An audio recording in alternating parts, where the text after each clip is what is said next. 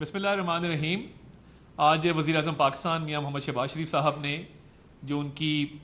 Flood review meeting होती है और मानसून बारिशों के हवाले से जो जायज़ा इजलास होता है उसकी चंद लम्हात पहले सदारत की, जिसमें चेयरमैन NDMA जनरल नाम हैदर साहब ने मुफस्सल ब्रीफिंग दी और तमाम डैम्स दरियाओं के फ़्लोज़ के हवाले से बताया, जिसमें इस इजलास में तमाम सूबाई हुकूमतों के चीफ सेक्रेटरीज भी शरीक थे। गिलगित बल्तिस्तान और AJ के वहाँ से भी नुमाइंदगी इस इजलास के अंदर मौजूद थी और जो सूरत हाल है उससे निमटने के लिए जो कोऑर्डिनेशन जारी है NDMA की सूबाई हुकूमतों के साथ, सूबाई PDMAs के साथ और आइंदा आने वाले दिनों में जो मौसम की सूरत हाल है उसके पेश नज़र जो इक़दामात करने हैं रिलीफ और रेस्क्यू के हवाले से, उस पर जो है वो तफसीली बातचीत भी हुई और ऑलरेडी बहुत सारे एफर्ट्स अंडरवे हैं और वफाकी हुकूमत पूरी तरह सिचुएशन पे नज़र रखे हुए है और वज़ीर-ए-आज़म जो हैं वो मुकम्मल तौर पे सूरत हाल से आगाह भी हैं और उन्होंने अहकामात भी जारी किए हैं कि मज़ीद मौसर इक़दामात किए जाएँ और सतलुज पे और दीगर मकामात पे स्पेशली जहाँ पे इस वक्त हाई लेवल फ़्लोज़ हैं दरियाओं के अंदर, वहाँ पे एवैक्यूएशन को मज़ीद मौसर बनाया जाए और लोगों को रिलीफ कैंप्स में शिफ्ट करके उनकी देखभाल की जाए। तो मैं वज़ीर मौसमियाती तब्दीली डॉक्टर मुसद्दिक मसूद मलिक साहब से रिक्वेस्ट करूंगा कि वो नेशनल रिस्पांस के बारे से बात करेंगे, उसके बाद चेयरमैन NDMA अपने ख्यालात का इज़हार करेंगे। डॉक्टर साहब बहुत शुक्रिया जी। जैसे हम बहुत दिन से आपको ये इतला दे रहे हैं कि इस दफ़ा हमारे स्पेल्स कुछ ज़्यादा हुए हैं, पिछले साल के मुकाबले में शिद्दत भी बहुत ज़्यादा है मानसून में और उसके नंबर ऑफ़ स्पेल्स भी बढ़ गए हैं। तो अब हम सेकंड लास्ट स्पेल से इस वक्त गुज़र रहे हैं। इसके बाद सितंबर के पहले हफ्ते में या पहले 10 दिन में गालिबन एक आखिरी स्पेल मानसून का आएगा और अल्लाह ने अगर चाहा तो जो नुकसान हुआ है उसका अजाला तो नहीं हो सकता, लेकिन पूरी कोशिश करके हम लोग ये कोशिश करेंगे कि कम से कम नुकसान हो।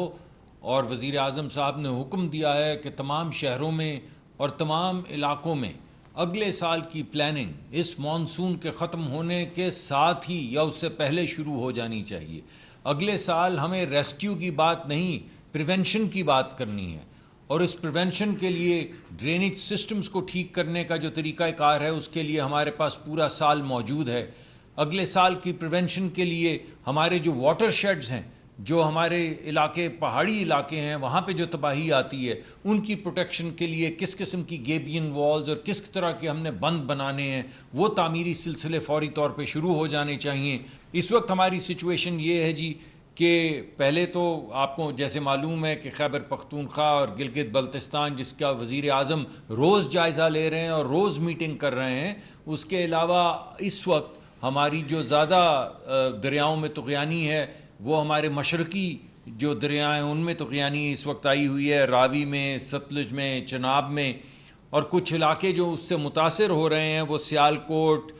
नारोवाल, कसूर और लाहौर के अंदर भी काफ़ी बारिश हो रही है, तो उससे मलहक़ा इलाके जो हैं उनमें तुग़यानी ज़रा ज़्यादा है। मगर वज़ीर आज़म ने अभी हर इलाके के जो चीफ़ सेक्रेटरी हैं उनसे गुफ्तगू की है और सिर्फ जायज़ा नहीं ले रहे बल्कि उनकी तैयारी का पूरा निज़ाम उनका जो है उसे समझ रहे हैं। तो इंशाल्लाह अभी हमें ऐसा लगता है कि अभी आपको जनरल साहब रिलीफ़ के मामलात भी बताएंगे और जो गवर्नमेंट की एक्टिविटीज़ है वो भी बताएंगे, लेकिन इस वक्त जो हमारा फोकस है वो सिर्फ जायज़ा लेने पे नहीं है बल्कि वो तमाम मामलात को हर वक्त 24 आवर्स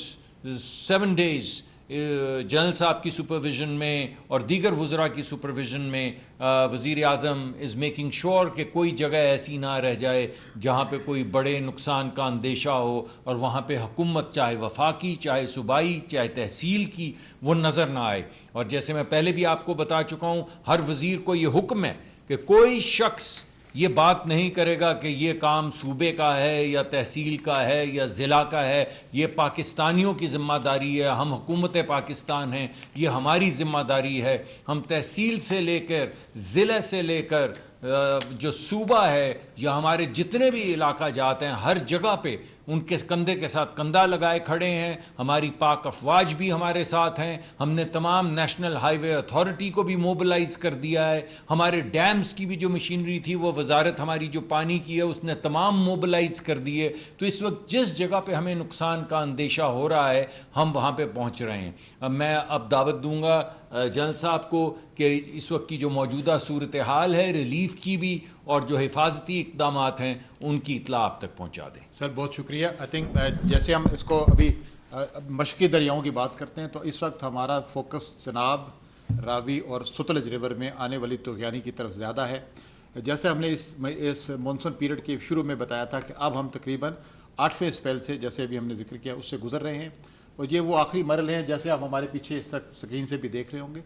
ये वो हैं इलाके के जिसमें आइंदा आने वाले 2 दिनों में शायद ज़रूरत से ज़्यादा या उनको हमारी जो प्रेडिक्शन हैं उसमें थोड़ा डेंजरस लेवल से ज़्यादा बारिशों का अंदेशा है। और इसमें होने वाले नुकसान की वजह यह है कि जो कि हमारे वो ऐसे इलाके जो आमतौर पे खुश्क रहा करते थे या फ्लड प्लेन्स में उनमें कभी पानी नहीं था, सतलज रिवर के बहुत सारे ऐसे इलाके हैं जो ज़िला कसूर से लेकर नीचे इस्लाम हेड वर्क्स तक वो इस वक्त तुग़यानी की जद में हैं। आने वाले 2 से ढाई दिनों के अंदर ये चनाब, सतलज और रिवर रावी तीनों के अंदर मीडियम से हाई लेवल फ्लड का अंदेशा है, क्योंकि ऊपर Indian illegally occupied Jammu and Kashmir में जम्मू के शुमार में भी काफ़ी बारिशें हुई हैं। और आने वाले 2 से 3 दिनों में हम देख रहे हैं सियालकोट, नारोवाल, कसूर और इससे मुल्का इलाकों में ज़रूरत से ज़्यादा या थोड़ी सी ज़्यादा बारिशें होंगी। इसमें इन बारिशों की वजह से यहाँ पर आने वाली तुग़यानी जो मीडियम से हाई लेवल तक इख्तियार करती है, इसमें तमाम उन तहसीलों को अलर्ट कर दिया गया है जो कि जहाँ से लोगों का इनखला आज से शुरू किया गया है। तकरीबन 1,90,000 लोग रिवर सतलज के फ्लड प्लेन वाले एरिया से निकाले गए हैं और उनको महफूज मकामात पर PDMA पंजाब और रेस्क्यू 1122 के इदारों के ताउन से मिलकर वहाँ पर पहुँचा दिया गया है। NDMA और वफाक की तमाम तर वसाइल सपोर्ट वो बैकअप पे मौजूद है और इंशाअल्लाह ताला हम उम्मीद करते हैं कि अगले 2 से 3 दिन के बाद जब ये स्पेल टेपर ऑफ होगा, यानी इसकी शिद्दत में कमी आएगी, उसके बाद कुछ दिनों के बाद ये लोग वापस अपने इलाकों में जा सकेंगे। हम जानते हैं कि यहाँ पर बहुत सारी क्रॉप्स का भी नुकसान हुआ है, प्रॉपर्टीज़ का भी नुकसान हुआ है, इंफ्रास्ट्रक्चर भी डैमेज है। इसके मुतालिक प्राइम मिनिस्टर की हदायत यह है कि जैसे ये मानसून अपने आखिरी मराइल से टेपर ऑफ होकर ख़त्म होगा तो फिर इसके बाद इसका एक डिटेल इंफ्रास्ट्रक्चर ऑर्डर भी किया जाएगा। रिलीफ के मामलात में चनाब के एरिए में और सतलज के तमाम दोनों जगहों पर रेस्क्यू 1122 और पंजाब PDMA के ताउन से तमाम हालात इस वक्त मुकम्मल तौर पर काबू में हैं और NDMA और फेडरल मिनिस्ट्रीज़ के तमाम तर वसाइल उनकी सपोर्ट के लिए हर वक्त मौजूद हैं।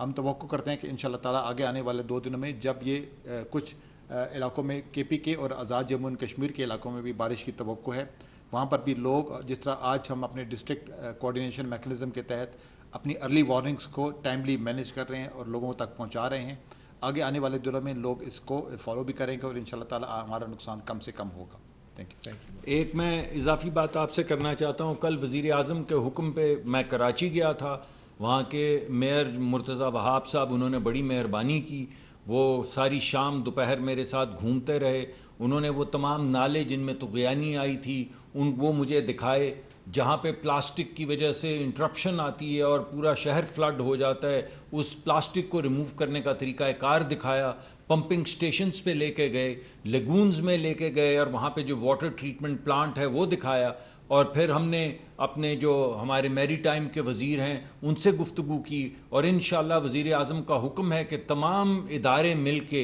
और तमाम वफाकी इदारे और वजारतें मिल के कराची के मसाइल में जितनी शिरकत कर सकें उनको करनी है, क्योंकि ये जिस तरह की हमें जो ज़िंदगी में तातुल आ जाता है या नुकसानात होते हैं, ये हमारे लिए नाकाबिल कबूल हैं। इंशाअल्लाह जैसे मैंने पहले आपको बताया था कि अगले साल की तैयारी ड्रेनेज के हिसाब से, नालों के हिसाब से, पंपिंग स्टेशंस के हिसाब से या पानी को साफ़ करने के सीवर वाटर जो मिक्स हो जाता है पीने के पानी में, वो तमाम